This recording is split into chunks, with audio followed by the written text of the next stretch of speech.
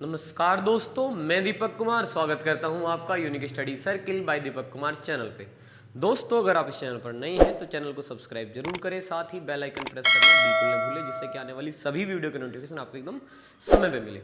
और जैसे कि आप जानते हैं, हम यूपी पुलिस प्रैक्टिस बेंच यहाँ पे कर रहे हैं और इसी क्रम में आज हम जो है वो मैथ की प्रैक्टिस करेंगे, है ना। और लगातार हम ये चीज़ें कर रहे हैं और उम्मीद है आपको ये सारी चीज़ें पसंद आ रही होंगी। और चलिए आज इसी क्रम में हम इस क्लास को शुरू करते हैं।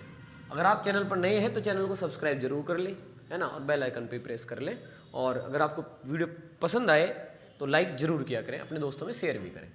चलिए खैर क्लास शुरू करते हैं। आज हम मैथ की प्रैक्टिस करने वाले हैं इसी क्रम में। तो सवाल क्या है, एक 5 अंकों की संख्या 24, 7 x, यहाँ पे देखिए क्या है, x है, 8 x के बाद क्या है 8, तो यहाँ पे 44 से पूर्णतः विभाजित हो तो x के स्थान पर कौन सा अंक आएगा। तो देखिए ये क्या करना है हमें, 11 गुना हम इसे 4 लिख सकते हैं। क्या लिख सकते हैं हम इसे, 11 गुना 4 लिख सकते हैं। और हमें पता है 4 से कब कटता है, जब अंतिम दो अंकों की संख्या जो है 4 से पूरी तरीके से कटती हो तभी। अंक कौन कौन से लिख सकते हैं, हमें पता है हमारे पास अंक जो है 0, 1, 2, 3, 4, 5, 6, 7, 8 या 9, बस यही अंक होते हैं। तो हमें बताना है x का मान। तो अगर देखिए, अगर हम यहाँ पे 0 रखें, 0 तो 0 और 8 तो ये है जो 4 से कट जाएगा। लेकिन सवाल ये है कि क्या उस समय अगर हम यहाँ पर रखते हैं 7 और 0, 8, तो सवाल ये है कि क्या ये उस समय 11 से भी कटेगा। 11 का नियम क्या है, सम स्थानों के अंकों को योग, यानी कि 8 7 15 और 2 17, 17 और ये यहाँ पे कितने जोड़े हमने 4, इन्हें घटा के कितना आना चाहिए, तो 0 या 11 से कटने वाली संख्या ये 13 है। तो भाई ये 11 से नहीं कटेगा 0 के लिए, तो हमने इसे कह दिया कि भाई 0 नहीं चलेगा। अब अगर बात हम यहाँ 1 ले, 1 तो ये 4 से ही नहीं कटेगा, 11 की तो बात ही नहीं करते, तो 0 से कटा नहीं, 1 हमने लिया नहीं। अब आते हैं 2 पे। तो अगर हम यहाँ पे 2 लेते हैं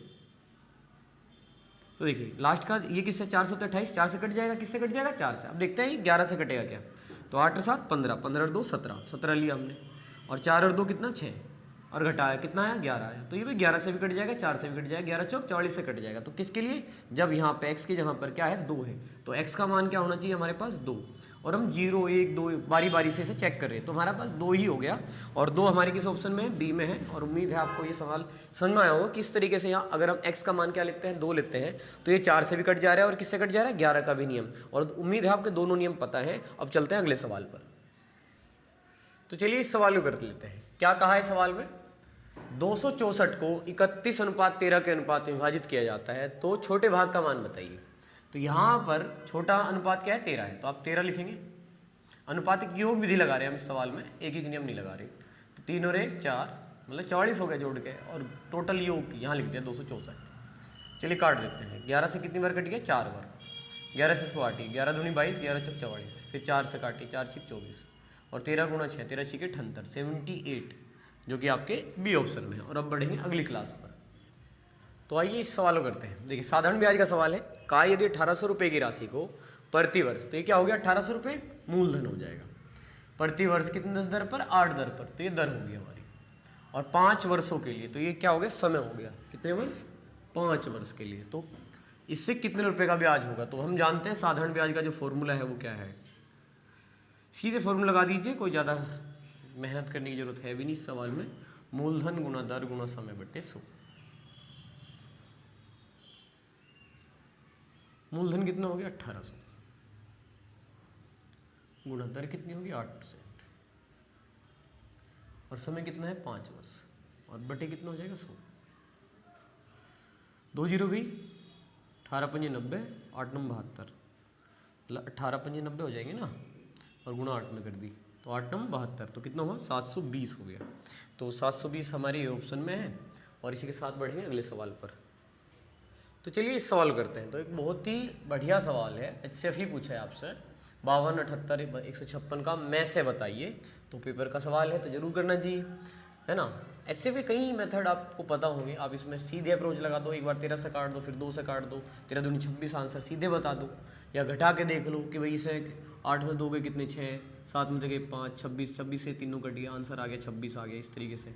या फिर लॉन्ग डिवीजन मेथड लगाओ, क्या करो भाई 78 को 52 से भाग दो, कितनी बार, एक बार, 8 में 2 गया 6 कर लो, ये इस तरीके से कर लीजिए। तब 52 को क्या करेंगे आप आगे लिख देंगे, और 26 दूनी कितना 52, तो इस तरीके से आपका जो HCF है इन दो का, तो 26 आ गया। अब इससे इसको भी भाग दे दो एक बार, 26 को यहाँ पे रखो, 156 रख के भाग दे दीजिए। तो देखिए कितनी बार चल जाएगा, 7 बार चलेगा या 8 बार चल जाएगा। तो एक बार 7 की गुणा करके 7 6 42, 4 7 दूनी 14, या तो ज़्यादा हो जाएगा भाई, 6 बार चलाओ। तो 6 6 36, 3 6 दूनी 12 और 3 15, हाँ तो 6 बार कट गया पूरा। तो सब चीज़ किससे कट गई है, 26 से कट गई है। तो जिससे कट जाती है वही क्या होता है, HCF होता है। तो आंसर क्या है देखिए 26 है। तो आप इसे डिफरेंस मेथड से कर लीजिए, आप डायरेक्ट अप्रोच लगा लीजिए, आप इसमें ये भाग विधि लगा लीजिए। आपका आंसर क्या आ रहा है, C आ रहा है, 26 आ रहा है। देखिए इस सवाल को देखते हैं। ये सवाल क्या है, 1000 रुपये 2 वर्ष में 1144.9 रुपये हो जाते हैं। मूलधन पर सालाना किस दर से चक्रवृद्धि ब्याज लगेगा। तो चक्रवृद्धि ब्याज के लिए हमें क्या चाहिए, मूलधन और मिश्र धन का अनुपात। हमें चाहिए मूलधन और मिश्र धन का अनुपात। तो भाई जब भी हमें क्या एक मिनट, अच्छा किस दर से चक्रवृद्धि ब्याज लगेगा, ब्याज के लिए नहीं चाहिए हमें अनुपात, हमें किसके लिए चाहिए, किस दर से, दर के लिए चाहिए। देखिए दोबारा से बोलते हैं, चक्रवृद्धि ब्याज तो हम अनुपात से निकाल लेते हैं, अगर आपको ध्यान हो अनुपात के मेथड से निकालते हैं। यहाँ पर पूछा क्या है, मूलधन पर सालाना किस दर से चक्रवृद्धि ब्याज लगेगा। 1000 रुपये इतने रुपये हो गए हैं, यानी कि ये क्या है, मूलधन है, और ये क्या है, इतने हो जाने का मतलब क्या है, मिश्र धन है ये। और हमें चाहिए क्या, किस दर पे, और 2 साल हमें दिया हुआ है। तो जब भी हम दर निकालते हैं या समय निकालते हैं तो हमें चाहिए मूलधन और मिश्र धन का अनुपात। तो यहाँ पे कितना हो गया, ये 1000 हो गया, और यहाँ मिश्र धन कितना हो गया, 1144.9। अब ये पॉइंट हटावेंगे हम यहाँ से, है ना, पॉइंट हटाया तो कितना है 10। अब वो 10 यहाँ गया तो कितना हो गया, 10,000 हो गया, 4 जीरो होगी, कहने का मतलब ये है 1144, और ये कितना देखिए 11,449। अगर ध्यान हो आपको तो ये किसका स्क्वायर हो जाएगा, 100 का, और ये किसका स्क्वायर हो जाएगा, 107 का। तो ये 100 का वर्ग हो गया, ये किसका, 107 का। आपको याद है 100 से ज़्यादा है 7, 7 का वर्ग 49, 7 जोड़ दो तो 114, तो 107 का वर्ग है। अब बताइए अगर एक साल में कोई 100 रुपये हो तो उनका कितना बन जाएगा, 7 रुपये उन पर, मतलब 107 रुपये हो जाएंगे। तो इसका मतलब 7 रुपये का क्या लग जाएगा, ब्याज। तो 7 आप ऊपर रखिए, बटे में मूलधन के रूप में क्या लिखिए, 100, और दर के लिए क्या करेंगे, 100 से गुणा कर दीजिए। तो 100 से 100 गया, 7% आपका आंसर आ गया, जो कि हमारे किस ऑप्शन में है, बी में। तो हमेशा हम क्या करते हैं, दर के लिए मूलधन और मिश्र धन का अनुपात बनाते हैं। जितने साल होते हैं ना उतनी यहाँ पावर बनती है, ये आपको क्लियर होगा। अब देखिए 100 से 107, तो 7 रुपये का क्या लग गया ब्याज, 7 बटे 100 करिए, गुणा 100 करिए, कितना आ गया, 7%। आपका आंसर क्या आ गया, बी। चलते हैं अगले सवाल। तो देखिए भाई इस सवाल को करते हैं। देखिए इसमें क्या है, यदि राशि को 10% वार्षिक चक्रवृद्धि ब्याज पर निवेश किया जाता है तो 300 रुपये पर 2 वर्षों में अर्जित ब्याज क्या होगा। तो चक्रवृद्धि ब्याज में हमें 2 वर्ष का क्या बताना है भाई, चक्रवृद्धि ब्याज बताना है। तो चलिए एक काम करते हैं, जैसे कि हमें पता है अनुपात से करेंगे हम सवाल को, तो 2:1 कितने साल के लिए होता है, 2 साल के लिए। और अगर कोई ऐसा व्यक्ति है जिसे हमारा मेथड नहीं देखा, तो आर अग्रवाल की प्लेलिस्ट बनी है, वहाँ पे ना सभी लेसन्स के आपको मेथड मिल जाएंगे। एटलीस्ट आप बेसिक वैल्यू सभी की वीडियो आप सभी की देख सकते हैं। तो कितने रुपए हैं, 300। 300 का हम क्या निकालेंगे, 10%। 300 का 10%, चलिए निकाल दीजिए। तो कितना आ गया, 30। फिर 30 का फिर से निकालेंगे 10%, मतलब जो आएगा ना उसी का हर बार निकालना है, इस तरीके से करना है। तो 10/100, तो कितना आ गया भैया, 3 आ गया। तो इसकी 30 की गुणा तो यहाँ पे कर देंगे पहले अनुपात में, तो ये कितना हो गया, 30 दूनी 60, और ये हो गया 3 एकम 3, और 60 और 3 जोड़ दीजिए तो आपका जो चक्रवृद्धि ब्याज है 2 साल का, वो कितना आ गया यहाँ पे 63, जो कि हमारे डी ऑप्शन में है। तो उम्मीद है ये भी क्लियर है आपको। अगले सवाल पे चलते हैं। तो आइए इस सवाल को करते हैं। इसमें क्या है देखिए, ट्राई कर लीजिए, बहुत हल्का ही सवाल है, लेकिन ये यूपी पुलिस में आए हुए सवाल है, इस बात का ध्यान रखें। तो 64, 128 और 160 का क्या बताना है हमें, लघुत्तम समापवर्ती अर्थात एलसीएम हमें ज्ञात करना है। ये इसके विकल्प है और आप आराम से ट्राई कर सकते हैं, कोई दिक्कत नहीं है। चलिए हम भी निकाल देते हैं। तो 64, 128, 160। तो वैसे तो आपको पता ही है कि छोटे नंबर से लीजिए, फिर लीजिए, लास्ट में क्या लाना है, 1-1 लाना है। हम एक काम करते हैं, जैसे कि सभी से किससे कट जा रहा है, 16 से। तो 16 चौके 64, 16 अट्ठे 128, 16 ढाई हो गया ना, फिर 2 से काट देते हैं। तो 2 दूनी 4, 2 चौक 8, 2 पंजे 10, 2 है, हम 4 भी काट सकते थे यहाँ पे। 2 4 के गुणनखंड में काट दीजिए, एक 4 आ जाएगा, यहाँ 1 आ जाएगा, एक 5 ले लीजिए दोनों जगह पे। अब ऐसा करिए, 5 दूनी 10 करिए, और 16 चौके 64, और 64 की और 10 की गुणा कर दीजिए। तो जो एलसीएम है वो कितना आ चुका है, 640 आ गया है। तो अगर आपको ये थोड़ा दिक्कत करे तो आप छोटा छोटा पहले 2 से काट लीजिए, फिर 3 से, है ना, क्रम से, लास्ट में जब तक 1 बनना है और सीधे गुणा करनी है, बस इतना करना है। तो 640 फिलहाल आंसर है। और चलते हैं अगले। तो देखिए, चलिए इस सवाल को देखते हैं। इस सवाल को करिए। सवाल क्या है, प्रथम संख्या का 1/2 दूसरी संख्या के 0.25 के बराबर है। दूसरी संख्या और प्रथम संख्या के बीच का अनुपात क्या होगा, ये हमें बताना है। तो देखिए इस सवाल को देखो, आसानी है सवाल, बराबर में उनमें अनुपात आराम से बन जाएगा। लेकिन यहाँ पे जैसे कि लास्ट में क्या कहा है कि दूसरी संख्या और प्रथम संख्या, तो इस बात का हम ध्यान रखेंगे कि अगर हम पहली संख्या ए मानते हैं, दूसरी बी मानते हैं, तो हमें अनुपात ए बी नहीं बताना, दूसरी संख्या अनुपात पहली संख्या बताना। तो इस प्रकार की कुछ चीज़ें ऐसी हैं जो हमें ध्यान रखनी चाहिए। तो चलिए देखिए, अगर हम यही संख्या मान के चले कि पहली क्या है हमारी ए है और दूसरी संख्या को हम बी मान लें, तो इन्होंने क्या कहा, प्रथम संख्या का 1/2, यानी कि ए का कितना 1/2 और दूसरी संख्या का 0.5, तो बी का कितना 0.25। इस तरीके से क्या है, आपस में बराबर है, बीच में क्या लगा दिया, बराबर। अब देखिए एक काम करिए, ये ना पॉइंट हटाइए, तो 25 एकम 25, 25 चौके 100 और 2 एकम 2, 2 दूनी 4। तो देखिए फिलहाल a/1 बराबर कितना आ गया, b/2 आ गया। a की गुणा 1 में करी, बटे में 1 रख लिया हमने, और यहाँ b की गुणा तो बटे में 2, और जो बटे के माने वे क्या होते हैं, अनुपात होते हैं।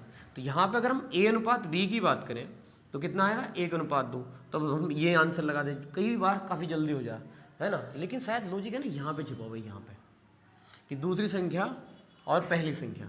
तो अगर दूसरी संख्या का अनुपात हम देखें तो पहले क्या आना चाहिए, 2, और पहली संख्या का हिसाब देखें तो कितना आना चाहिए, 1।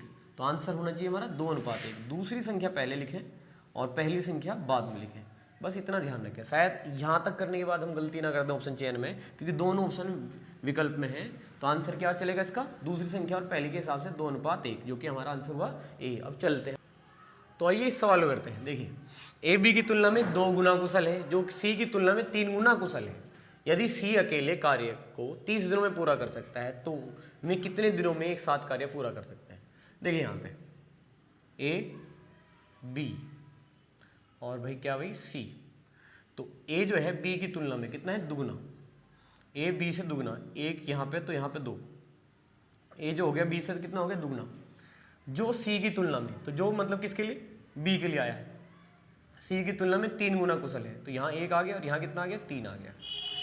इस तरीके से देखिए, यहाँ पे 1 लिख दीजिए और यहाँ पे क्या लिख दीजिए, 3, और गुणा करिए। अब गुणा तो 2 3 6, 3 एकम 3, 1 गुणा 1 1। दोबारा से देख लीजिए, क्या कहा था, बी की तुलना में 2 गुना कुशल कौन है। तो अगर इसे 1 लेंगे तो ये दुगुना हो गया, और जो सी की तुलना में, यानी कि बी की बात कर रहे हैं, जो के लिए जो आता है ना बी, दूसरा कैरेक्टर आता है, तो 1 से कितना भाई, 3 गुना कुशल। तो 1 ले गए, यहाँ 3 ले लिया। अब क्या करें, खाली स्थान था, यहाँ पे 1 लिख दिया, यहाँ पे खाली स्थान था, इधर बराबर का 3 लिख दिया। इनकी गुणा करी, 2 3 6, 1 गुणा 3 3, 1 गुणा 1 1 आ गया, 6:3 अनुपात कितना आ गया, 1 आ गया भैया। ठीक है, अब क्या कहा, सी अकेले किसी काम को 30 दिन में करता है। अगर ध्यान देंगे तो सी की अक्षमता जो है वो कितनी है, 1 है। अगर 1 गुणा हम क्या करेंगे, 30 करेंगे। सी की जो अक्षमता 1 है उसमें उसने 30 दिन में काम किया, यानी कि 1 गुणा 30 के हिसाब से देखें तो जो काम है वो कितना है भाई, 30 है।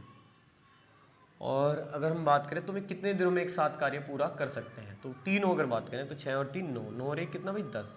और अगर हम 10 से यहाँ पे भाग दे दें तो हमें साफ साफ दिख रहा है कि काम कितने दिन में हो जाएगा भाई, 3 दिन में हो जाएगा। अगर तीनों मिलकर करेंगे तो 6 3 9 और 1 10 काम रोज होगा। और काम कितना है यहाँ पे देख, हमने पहले ही पता करा था 1 गुणा 30 से, तो 30 था, तो 30 को 10 से भाग दिया तो कितने दिन आए, 3 दिन आए। तो आंसर क्या हो गया, ए आ गया, 3 दिन। अब चलेंगे अगले सवाल। तो चलिए इस सवाल को करते हैं, इसके विकल्प भी एक बार हम लिख लेंगे। तो कितने हैं, 156, आप ट्राई करिए तब तक, 156, 312 और 234, और डी जो है वो है 468। तो देखिए काफ़ी आसान ही सवाल है, पेपर में आया हुआ है, इसलिए अच्छे से अभ्यास हमें इनका जरूरी करना चाहिए। ठीक है, तो एक बार ट्राई कर लीजिए, आप इनका एलसीएम निकाल सकते हैं। तो चलिए देखते हैं, एलसीएम निकालते हैं। पिछली बार इन्हीं नंबरों को हम एचसीएफ निकाल लेते नहीं, तो इस बार हमें क्या निकालना है, एलसीएम। तो जैसे कि आपको पता है कि भाई हम क्या करेंगे, सबकी तरह छोटे छोटे नंबर से ट्राई कर सकते हैं, या फिर आपको लगे कि ये 13 से कट जाएंगे तो 13 ले लीजिए। 13 चौके 52, 13 छिके 78, और 13 एकम 13, 13 दूनी 26। अब देखिए 4 जो है मल्टीपल है 12 का, 6 भी मल्टीपल है 12 का, तो 12 ले लीजिए। 12 और 13 की गुणा कर दीजिए, बस वही हमारा एलसीएम हो जाएगा। तो 13 दूनी 26, 13 एकम 13 और 2, 15। तो 156 जो है हमारा क्या हो गया इस सवाल का एलसीएम हो गया है। उम्मीद है आप सभी का आंसर सही है और चलते हैं अगले सवाल पर। तो आइए इस सवाल को करते हैं। तो करिए, तो लागू होने वाली कुल प्रतिशत छूट क्या है। तो टोटल छूट आपसे जो है वो यहाँ पे पूछ ली है, और जबकि जो छूट है वो 20 पर और 10 की दो लगातार छूट है, उसके अनुसार आपको बतानी है। तो 20 की छूट दी है और एक किसकी दी है भाई, 10 की। अगर आपको ज़्यादा विस्तार से समझना हो तो ऐसा समझेंगे कि भाई जैसे पहले 100 पे था, 100 पे 20 की छूट हुई तो कितने की होगी भाई, 80 होगी। फिर 80 पे 10 की छूट दी तो कितना बैठ गया भाई, 80 का 10 8 बैठ गया, तो 20 और 8 28 की टोटल छूट है। इस तरीके से तो ये तो ऐसे समझिए, तो आंसर कितना बैठ जाएगा, 28 बैठ जाएगा। और ऐसे नहीं समझना तो 20 कम करके 100 में से घटाइए, 100 में से ना 20 कम करिए, मतलब कितना आ गया, 80 आ गया। और 100 में से ना 10 कम करिए, कितना आ गया, 90 आ गया। और बटे में एक 100 रखिए, एक। और ऐसा जीरो से जीरो काटिए, 8 गुणा 9 कितना आ गया, 72, 72। और अब ना 100 में से घटा लीजिए इसको, तो भाई आपका जो आंसर है वो कितना आ गया, 28%। तो आंसर वही है 28। ऐसे कर लीजिए या ऐसे कर लीजिए। चलते हैं अगले सवाल पर। तो आइए इस सवाल को करते हैं। देखिए क्या है, वह समय ज्ञात कीजिए जिसके लिए 1000 रुपये के मूलधन पर 10% की दर से 331 रुपये चक्रवर्ती ब्याज हो। तो हमें क्या बताना है, समय। और जैसे कि पहले ही किसी क्वेश्चन में हम बात कर चुके हैं कि दर या समय की हम बात करें तो सबसे पहले हम क्या करते हैं भाई, मूलधन और मिश्रधन का अनुपात। और जितनी इनकी पावर बढ़ जाती है वही क्या होता है, समय। तो हमें चाहिए मूलधन और मिश्रधन का अनुपात चाहिए। तो जैसे कि आप देख पा रहे हैं कि मूलधन कितना है यहाँ पे, 1000 रुपये है, 1000 रुपये। अब ये बताइए क्या 331 रुपये यहाँ पे मिश्रधन है, नहीं, ये क्या है, चक्रवर्ती ब्याज है। तो हमें 1000 में अगर ये ब्याज जोड़ दे 331, तो जो हमारा मिश्रधन है वो कितना आ जाएगा, 1331। अब देखिए किसकी पावर है, ये 10 की पावर 3 है, और ये जो है वो क्या है, 11 की पावर 3 है। तो कितनी पावर बननी है, 3। और क्योंकि वार्षिक ही है तो इतने ही समय हो गया, बस समय कितना हो गया, 3 वर्ष हो गया आपका। तो इस सवाल में जितनी पावर बनी वही समय है, तो आंसर कितना आ गया, डी आ गया। अब चलते हैं अगले सवाल पर। तो चलिए इस सवाल को देखिए क्या कहा है। क्वेश्चन नंबर 13 है, 9 सेंटीमीटर त्रिज्या के गोले को 3 सेंटीमीटर त्रिज्या के बेलन बनाने के लिए ढाला जाता है। तो बेलन की ऊंचाई क्या है। तो अब एक चीज से दूसरी चीज ढाली जाए, बनाई जाए, मेल्ट करके दूसरी चीज में बनाई जाए एक वस्तु को, तो उनके क्या बराबर होते हैं, आयतन। तो क्या बराबर होते हैं भाई, आयतन बराबर होते हैं। तो यहां पर एक गोले को किस में बदला जा रहा है, बेलन में। तो इस तरीके से बेलन का आयतन और उस गोले का आयतन क्या होगा, दोनों का आयतन बराबर होगा। क्या समान होगा भाई, दोनों का आयतन बराबर होगा। हम जानते हैं बेलन का आयतन क्या होता है, पाई आर स्क्वायर एच, और गोले का आयतन क्या होता है, 4/3 पाई आर की पावर 3। अगर इस हिसाब से हम चले तो पाई से ना पाई कैंसिल, दोनों के आर अलग अलग है, तो आप एक को बड़ा ले सकते हैं। बेलन की बात करें तो बेलन की त्रिज्या कितनी रखी है, 3। तो यहाँ 3 रख लीजिए, 3 का वर्ग। ऊंचाई कितनी एच है, ये 4/3। और यहाँ पे गोले की बात करें तो गोले की त्रिज्या कितनी दे रखी, 9 त्रिज्या दे रखी है, 9। तो 9 की पावर 3 कर लीजिए। चलिए इसको हल करते हैं। तो 3 का वर्ग कितना हो गया, 9, 9h बराबर 4/3। और इसको 3 बार लिखेंगे, चलो 9 गुणा 9 गुणा 9, इस तरीके से। तो एक 9 से ना एक 9 गया, और 3 तिये 9। अब बताइए, 4 तिये 12, 12 निम्न 108। तो जो ऊंचाई है वो कितनी आ गई है इसकी, बेलन की, 108 सेंटीमीटर, जो कि आपके बी ऑप्शन में है। तो बस इतना ध्यान रखिए, जब भी ढालने की बात करेंगे या एक चीज़ को दूसरे में मेल्ट करके बनाया जाएगा तो हमेशा उनके आयतन बराबर होंगे। तो हमने यहाँ बेलन का आयतन का फॉर्मूला लगा दिया, पाई आर स्क्वायर एच, और गोले का क्या लगा दिया, 4/3 पाई आर के 3। दोनों तरफ से पाई गया, इनकी वैल्यू पुट कर दी, बेलन की 3 और गोले की 9, और कैलकुलेट किया तो आंसर कितना आ गया, 108। तो उम्मीद है क्लियर है। अब चलते हैं अगले सवाल पर। तो आइए इस सवाल को देखिए।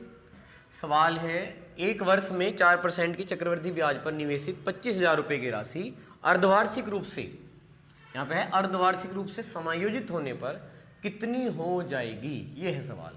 हो जाएगी का मतलब क्या है, हो जाएगी का मतलब है कि हमें बताना क्या है, हमें मिश्रधन बताना है। और मिश्रधन कैसे निकलता है भाई, मूलधन में हम क्या जोड़ देंगे, ब्याज। और यहाँ पे ब्याज कौन सा है, चक्रवृद्धि ब्याज, CI। तो चलिए बाद में जोड़ेंगे 25,000 में जो ब्याज आएगा।